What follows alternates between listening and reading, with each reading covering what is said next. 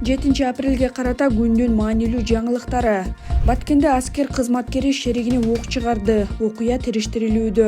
Окуя 5 апрелде Баткендеги Түштүк Батыш оперативдик командачылыгынын аскер бөлүгүндө болгон. Ок жеген аскердин абалы канааттандырарлык экени айтылды. Баткен горизонтунун аскер прокуратурасы окуяны териштирип жатат. Коргоо министринин орун басары окуяны териштирүү үчүн аталган аскер бөлүккө кетти. Президент талаш жараткан жер кодексин артка кайтарды. Президент Садыр Жапаров коомчулуктан нааразычылык жараткан жер кодексин артка кайтарды. Бул тууралуу өлкө башчысынын басма сөз катчысы Аскат Алагөзов билдирди.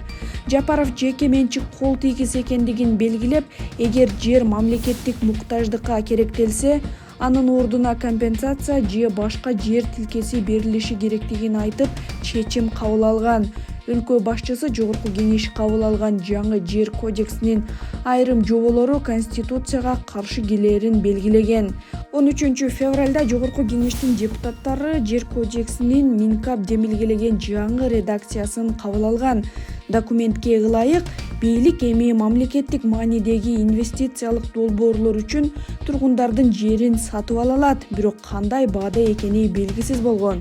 Бул иш боюнча милиция пенсионер Ольга Ивашенкого жапырт башаламандыктар боюнча кылмыш ишин козгоп, үйүн тинтүүгө алган. Ага чейин ал багбанчылардын атынан жаңы жер кодексине каршы чыккан.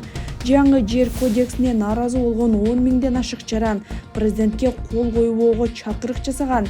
Алар мыйзам тургундардын менчик укугун коргойт деп нааразы болушкан эле. 1 апрель күнү да Бишкекте жаңы жер кодексине каршы 50гө жакын киши чыккан. Сот Султанбай Айжегетовдун мандат боюнча арызын 23 апрелде карайт. Бишкектин административдик соту Жогорку кеңештин мурдагы депутаты Султанбай Айжегетовдун борбордук шайлоо комиссиясынын чечимине каршы арызы боюнча 23 апрелде алдын ала угуу өткөрөт. Бул тууралуу Бишкек шаардык соту кабарлады. Аталган сот Султанбай Айжегетовдун арызын 3 апрелде кабыл алган.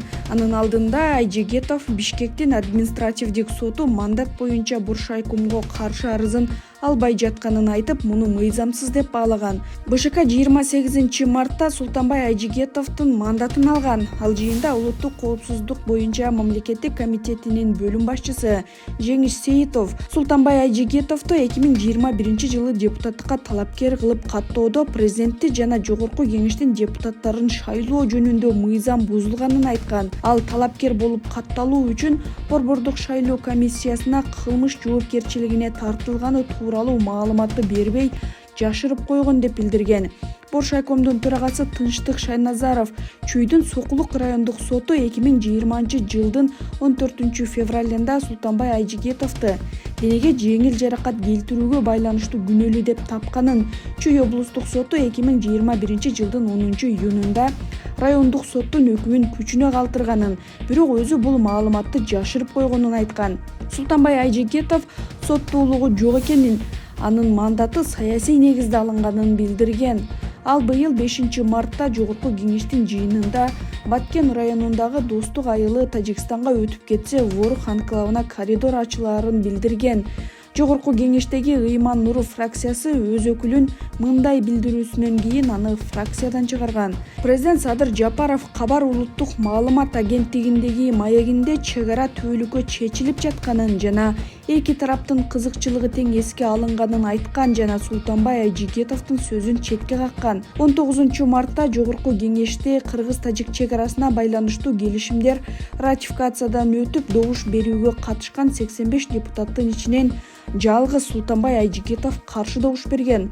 УКМКнын төрагасы Камчыбек Ташиев парламенттин 19 марттагы жыйынында Кыргызстан менен Тажикстандын чек ара келишимдери тууралуу маалымат берип жатып, Султанбай Айжегетов 2017 жылы бир баланы уруп кылмыш иши ачылганын, кийин мөөнөтү өттү деген негиз менен кылмыш жоопкерчилигинен качып кеткенин айткан. Бул боюнча документтерди БШКга бергенин билдирип, эртең Султанбай Абдрашитовичтин мандатын алып койсо таң калбаңыздар деген. Султанбай Айжегетов баланы сабаганы тууралуу далил жок экенин, ушунун негизинде мөөнөтү өтүп кетти деген жүйөө менен сот бул ишти жапканын жана соттуулугу жок экенин айткан.